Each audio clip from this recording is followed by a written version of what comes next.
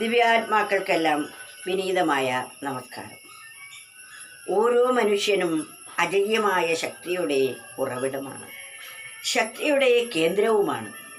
പക്ഷെ ഇതൊന്നും അറിയാതെ മനുഷ്യൻ നിരാലംബരും ദുഃഖിതരും ഒന്നിനും കൊള്ളരുതാത്തവരുമായി സ്വയം വ്യാഖ്യാനിച്ച് ദുഃഖിതരായിട്ട് കഴിയുകയല്ലേ ചെയ്യുന്നത്. എല്ലാ കഴിവുകളും എല്ലാ അറിവുകളും ഉൾക്കൊള്ളാൻ കഴിയുന്ന ഉപകരണവും വസ്തുതയും ആരോഗ്യവും ശക്തിയും എല്ലാം തന്നു കഴിഞ്ഞിട്ടും അതൊന്നും അറിയാതെ ഇതെല്ലാം തന്നിരിക്കുന്ന ജഗന്നിയന്താവിനെ പോലും കല്ലെറിഞ്ഞുകൊണ്ടും ജീവിക്കുന്നവരുമില്ലേ? അങ്ങനെ മനുഷ്യൻ അന്യമായ വസ്തുക്കളിൽ സുഖവും സുരക്ഷയും കണ്ടെത്തി തൻ്റെ ആയുഷ്കാലം മുഴുവൻ വ്യർത്ഥമാക്കിക്കൊണ്ടിരിക്കുന്ന ദയനീയമായ കാഴ്ചയാണ് ലോകത്തിലേക്ക് നോക്കിയാൽ നമുക്ക് കാണാൻ കഴിയുന്നത്. അതിനാൽ ഒരു കവി പറയുന്നതൊന്ന് നോക്കൂ. ഉൾക്കാമ്പിലൂറും സുഖമങ്ങുമിങ്ങും തിരഞ്ഞുമർത്യൻ മരണം വരെയും നശിക്കുമോരോന്നിലുമാണിരുട്ടിൽ കൈയിട്ടു നോക്കുന്നതു മൂഢനായോൻ. ബുദ്ധിമാനെന്ന് നമ്മൾ അഹങ്കരിക്കുന്ന മനുഷ്യൻ പെരും വിഡ്ഢിയാകുന്ന ഒരവസ്ഥയാണ് ഇവിടെ നമുക്ക് കാണാൻ സാധിക്കുന്നത്. ഉൾക്കാമ്പിൽ ഊറും സുഖമങ്ങുമിങ്ങും, തൻ്റെ ഉള്ളിൽ ഊറി ഉണർന്ന് വരുന്ന അനുഭവിക്കാൻ കഴിയുന്ന സുഖത്തെ നമ്മൾ അവിടെയും ഇവിടെയും തിരഞ്ഞാൽ കിട്ടുമോ? ഉൾക്കാമ്പിൽ ഊറും സുഖമങ്ങുമിങ്ങും, അവിടെയും ഇവിടെയും ലോകം മുഴുവനും ഇനി മറ്റു ഗ്രഹങ്ങളിലേക്കും എല്ലാം സുഖവും സമാധാനവും അന്വേഷിച്ചു കൊണ്ടിരിക്കുന്നു. അത് കണ്ടെത്തിയാൽ സുഖം, ഇത് കണ്ടെത്തിയാൽ സുഖം, ഇതറിഞ്ഞാൽ പൂർണ്ണത, അതറിഞ്ഞാൽ എല്ലാമായി ഇത്യാദി തോന്നലുകളാണ്. ഇവിടെ ഈ ഭൂമിയിൽ എല്ലാം അറിഞ്ഞും കണ്ടും എല്ലാം പ്രവർത്തിച്ചു കഴിഞ്ഞപ്പോൾ പിന്നീട് അലയുന്നത് ദൂരസ്ഥലങ്ങളിൽ മറ്റു ഗ്രഹങ്ങളിലേക്ക്, ചന്ദ്രനിലേക്കും ചൊവ്വയിലേക്കും അതുപോലെ മറ്റ് വ്യാഴം ശനി മുതലായ ഗ്രഹങ്ങളിലേക്കുമെല്ലാം പരീക്ഷണം നടത്തിക്കൊണ്ടിരിക്കുന്നു. ഇതുകൊണ്ടൊക്കെ അന്തിമമായ ഫലം എന്താണ്?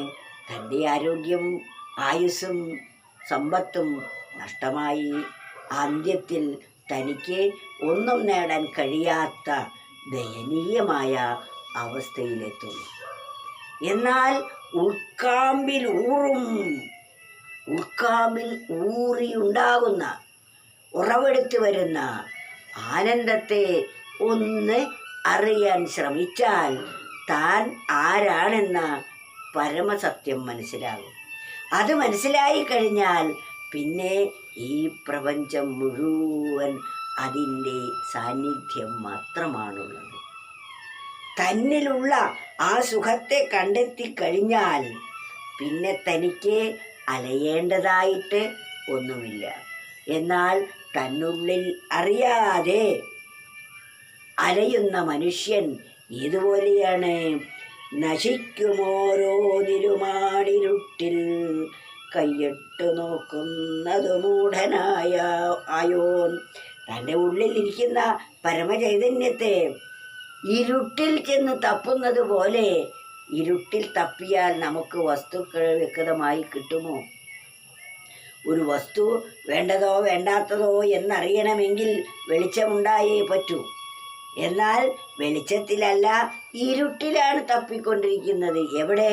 അവിടെയും ഇവിടെയും, അപ്പുറത്തും ഇപ്പുറത്തും, അങ്ങും ഇങ്ങും എല്ലാം തിരഞ്ഞുകൊണ്ടിരിക്കുന്നു. അതാണ് ഉൾക്കാമ്പിൽ ഊറും സുഖമങ്ങുമിങ്ങും തിരഞ്ഞുമർത്യൻ മരണം വരെയും. അവിടെയും എവിടെയും മരണം വരെയും തിരഞ്ഞുകൊണ്ടേ ഇരിക്കുന്നു. എവിടെയാണ് ആ സുഖം ഇരിക്കുന്നത്?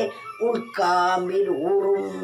തൻ്റെ ഉള്ളിൽ, തൻ്റെ ബോധമണ്ഡലത്തിൽ ഊറി വരുന്ന, ഉറവെടുത്ത് വരുന്ന ആ സുഖം ലോകം മുഴുവൻ അവിടെയും ഇവിടെയും എല്ലാം തിരഞ്ഞുകൊണ്ടേ ഇരിക്കുന്നു. ആ തിരച്ചിൽ ഏതുപോലെയാണ്? ഇരുട്ടിൽ കൈയിട്ട് തപ്പുന്നത് പോലെ. വെളിച്ചത്തിലാണെങ്കിൽ നമുക്ക് വേണ്ടതും വേണ്ടാത്തതും എന്താണ് എന്ന് തിരിച്ചറിയാൻ കഴിയും. എന്നാൽ വെളിച്ചമില്ലാത്ത ഇരുട്ടിലാണ് തിരഞ്ഞുകൊണ്ടിരിക്കുന്നത്. ഇരുട്ടെന്നാൽ അജ്ഞാനം. അജ്ഞാനം കൊണ്ടാണ് അവിടെയും ഇവിടെയുമാണെന്ന് അലഞ്ഞുകൊണ്ടിരിക്കുന്നത്. മരണം വരെ അലഞ്ഞാലും നമുക്കത് ലഭിക്കുകയില്ല. കാരണം അതിരിക്കുന്ന സ്ഥലം ഉൾക്കാമ്പിൽ ആണ്. ഉൾക്കാമ്പിൽ ഊറും സുഖമങ്ങുമിങ്ങും തിരഞ്ഞു മർത്യൻ മരണം വരെയും. മനുഷ്യൻ മരണം വരെയും ഇത് തിരഞ്ഞുകൊണ്ടേ ഇരിക്കുന്നു. നശിക്കും ഓരോന്നിലുമാണിരുട്ടിൽ. നശിക്കുന്നവയിൽ ചെന്നിട്ടാണ് തെരയുന്നത്. നശിക്കും ഓരോന്നിലുമാണിരുട്ടിൽ കയ്യിട്ട് നോക്കുന്നത് മൂഢനായോൻ. നശിക്കുന്ന വസ്തുക്കളിൽ ചെന്നാണ് നോക്കുന്നത്, തെരയുന്നത്. അത് ഏതുപോലെയാണ്?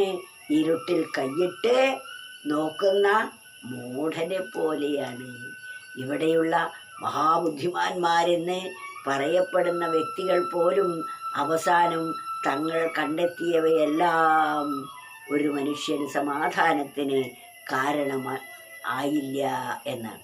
ആൽബർട്ട് ഐൻസ്റ്റീൻ എന്ന ഏറ്റവും വലിയ ശാസ്ത്രജ്ഞൻ അന്ത്യകാലത്ത് പരിതപിക്കുകയുണ്ടായത്രേ. ഞാൻ ജനങ്ങളെ കൊല്ലാനുള്ള ആറ്റം ബോംബാണ് കണ്ടെത്തിയത്. സൃഷ്ടിക്കാനുള്ള ഒന്നും എനിക്ക് സാധിച്ചില്ല. എത്രയോ ആളുകളെ കൊല്ലാൻ ഞാൻ കൂട്ടുനിന്നു. എന്നാൽ ഒരു മനുഷ്യന് സമാധാനത്തിനുള്ള ഒരു വഴി കൊടുക്കാൻ എനിക്ക് സാധിച്ചില്ല. ഭാരതീയമായ വേദങ്ങളും ശാസ്ത്രങ്ങളും ഉപനിഷത്തുക്കളും ഒന്ന് ഞാൻ മുമ്പേ മനസ്സിലാക്കിയിരുന്നുവെങ്കിൽ ഈ ആറ്റം ബോംബ് കണ്ടുപിടിക്കാൻ ഞാൻ ശ്രമിക്കുമായിരുന്നില്ല. ഇരുട്ടിൽ കൈയിട്ട് തപ്പുകയാണ് താൻ ആ സുഖം അന്വേഷിച്ചത്.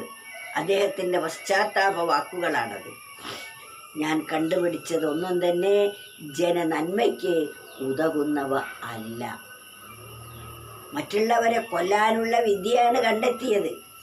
അതാണോ വാസ്തവത്തിൽ കണ്ടെത്തൽ? എന്നാൽ പുനരുദ്ധരിക്കാനോ സൃഷ്ടിക്കാനോ മനുഷ്യന് സമാധാനം നൽകുന്ന ഒന്നുമോ എനിക്ക് കണ്ടെത്താൻ സാധിച്ചില്ല. അത് വേദങ്ങളിൽ ഉപനിഷത്തുക്കളിൽ അവയെല്ലാം ഒളിഞ്ഞിരിക്കുന്നു.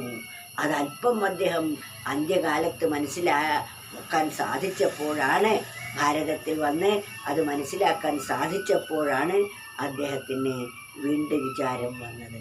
താൻ കണ്ടുപിടിച്ചതിനേക്കാൾ എത്രയോ മഹത്തരമായതാണ് ഉൾക്കാമ്പിൽ ഊറും ആ ആനന്ദാനുഭൂതി.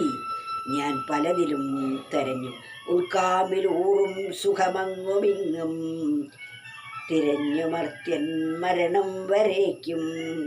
നശിക്കും ഓരോന്നിലുമാണിരുട്ടിൽ കൈയിട്ട് നോക്കുന്നതു മൂഢനായോൻ.